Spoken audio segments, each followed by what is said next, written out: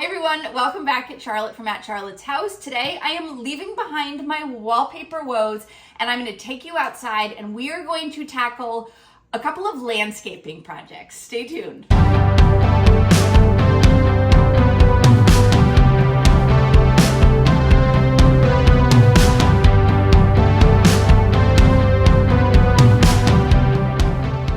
One of the things that I love about this house is that it has a really nice sized yard. If you saw episode 1, then you know that there is this cute little deck back here. I'm not crazy about this color, so I will probably paint it a more neutral gray. Picture in your mind at the bottom of the deck, I want to put in a patio. The patio space will go sort of like this. There's my old tired little garage. You can see I go the length of the block, so that back fence is mine as well. The project for today is to try and create a bed along this fence. Now, the challenges that I'm going to have are there are quite a few old stumps for me to work around. The previous homeowners never had those stumps ground down, so they are still there. I anticipate a lot of roots and a lot of issues, but I think a bed all along here will be nice. Purchased a bunch of flowers. I believe that this yard is east facing, which means it gets quite a bit of sun, but not technically full sun. I'm hoping that's the case because those are the type of plants I got. I just got some nice hydrangea. It is a cute little garage and it would be great to put some plantings and beds. You could get some vines going up it, but I don't think any of that makes sense for me to do. Let's go in. Previous homeowners split it in half. If you want to get a workout in, there you go. There was a swing hanging from here. I unhooked the swing and put that in the dumpster. There used to be some lath between a couple of posts here, and they were obviously meant to screen the shed from the house, but they were pretty beat up and ratty. I've already taken those down. The first couple of posts pulled right out of the ground. These posts I think might be in concrete, so I have my chainsaw and I'm just going to cut these flush with the ground and that'll go in the dumpster. Originally I thought that I would get rid of the shed because it just looks terrible, but I actually think that a coat of paint will do wonders. Also feels like a pain in the neck to get rid of, so why not work with what you have? So here's a look back at the house, and you can see it is such a cute little house, but it needs a little bit of work. Right now the yard does feel just a little bit blah. There's just a lot of potential. I started my landscaping journey at one of my favorite local nurseries, shout out to Benedict's in Monroe, Connecticut. The yard was a little bit of a hot mess, so I did a quick spin with a weed whacker just to get some of the grass down to a normal height. And then I took stock of what I was going to do back here. I unloaded all of the hydrangeas from the car, and then I went out back to figure out sort of what my master plan was. I'm trying to figure out how wide to make the garden bed, and one of the things I'm basing it on is these are the hydrangeas I got. And if you look here, they get to be 5 feet tall and 5 feet wide. I actually think a 5 feet bed is about right because then they're not going to be up against the fence, ruining that. So that's my answer. I'm sticking to it. I know I want a patio in here, so I started by staking out roughly where I think that patio will go. I don't want it to be giant, but I want it to be big enough to hold a couch and a coffee table, just something simple. I wanted to map out where the bed was going to go. I knew I was dealing with a lot of stumps, so I didn't want to have to fight with them too much. My first big decision was whether to have just a straight bed or whether to have something that was a little more organic and wavy.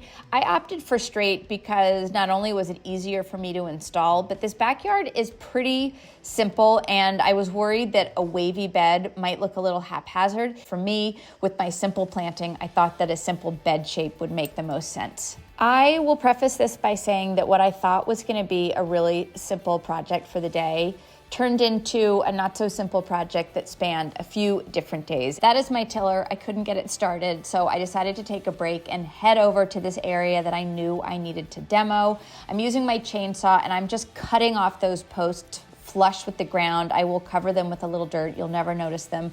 Same thing with this swing apparatus. I went ahead and I cut that off, and then I was just a single person, so I did the best I could, and I was able to get this thing into the dumpster. That space feels so much better. I went back to my tiller and I was able to start it finally. And I used this just to dig up a little bit of the dirt. It turned out that this dirt was pretty soft, so I'm not sure that I needed it, but it just felt good to have one part of the bed ready to go. Back to clearing it out. The biggest bugaboo for me was that there was landscaping cloth all throughout this bed. The problem with this was that I couldn't just simply dig up the sod and then flip it over the way I normally would. There were weeds essentially adhered to the landscaping cloth. So it just meant that I was not only digging the grass off the top of the landscaping cloth, but then I was also having to get under the landscaping cloth and dig that up as well. And it was just a nightmare. So I'm sure at one point this cloth was a great idea, but for me trying to clear out this bed, it proved to be a little bit of a nightmare. It meant that I couldn't reuse any of this sod. Sometimes you can just flip it over so you don't have as much waste, but all of this went into my dumpster. Okay, so here I am. Yeah, my tripod tipped over about 7 times while I was recording. But here I am with another batch of hydrangeas. Benedict's is amazing. They let me return that first batch. I was really worried that this spot just got too much sun. The more I worked over here, the more I realized that it just gets a lot of sun. So I returned them and I got these varieties. They're little limelights and I can't remember what the other one is, but these are meant for a full sun environment. They will get to be the same size, about 4 to 5 feet, and I think these will be much better. I laid them out along the fence line. I wanted to make sure that they were spaced somewhat evenly, so I got out my measuring tape. I'm trying to keep in mind how big these will get, so I don't want them to completely grow to full size and kind of encroach on each other. So that was something that I considered when I bought them. I also didn't want to spend a ton of money on 100 different plants. So I think this is the right compromise. The ground is pretty soft, so it was easy to dig them up. And there is nothing more satisfying than watching a time lapse of something like this go in. I gave them a little bit of water. And then here I am getting my mulch ready. This is my only little garden hack that I try to do if I have these materials on hand. Those are just paper shopping bags that I cut up and I put between the bushes, and then I put the mulch on top of them. I water down the paper bags just so that they don't blow away. This helps a little bit with the weed. You can also use cardboard boxes. I've seen people use newspaper as well. And then this is my last couple of bags of mulch, and it feels so good to be done.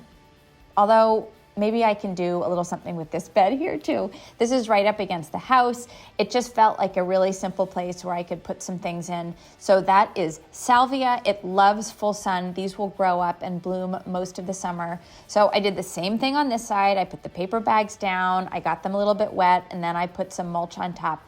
And I think this little area will be super sweet. It's not overboard, but these will fill in nicely, and it just gives a little bit of interest to that part of the house. I'm sure I'm a broken record, but the thing that's interesting about working on a house like this is that I am not going to be the person living in here. So I have to resist the urge to go overboard. The next person may not have the same taste as me. They may not like what I've done. So I want to make things look nice and give the idea of what could be without going too far. This backyard went from kind of an overgrown mess to a really pretty space, and I'm thrilled. I lived in this house, I would probably put my grill somewhere around here. I would maybe put a small little decorative tree somewhere there. You can see the markers for what I think will be the patio. One of the bigger challenges of creating this bed, aside from the weed blocking cloth that you probably saw me wrestling with, are these stumps. Do you see them? 1, 2, 3, 4, 5, 6, 7. So there must have been a fairly big row of trees here that honestly, they're too big. I can't imagine what it looked like because these are giant trees that must have been just on top of each other, but they didn't bother grinding the stumps. So I'm hoping that these hydrangeas, as they grow, will sort of grow in and cover the stumps. I planted them just forward from center so that when they come together, I don't know, hopefully they'll block out the stumps, but look at them all. So this is my project for next week. When I first took a look at this backyard, I figured that the shed would immediately go. I actually like the shape of this shed, and if you picture this a different color, it could be super cute. I am sore, but I am essentially finished with whatever I'm gonna do with landscaping.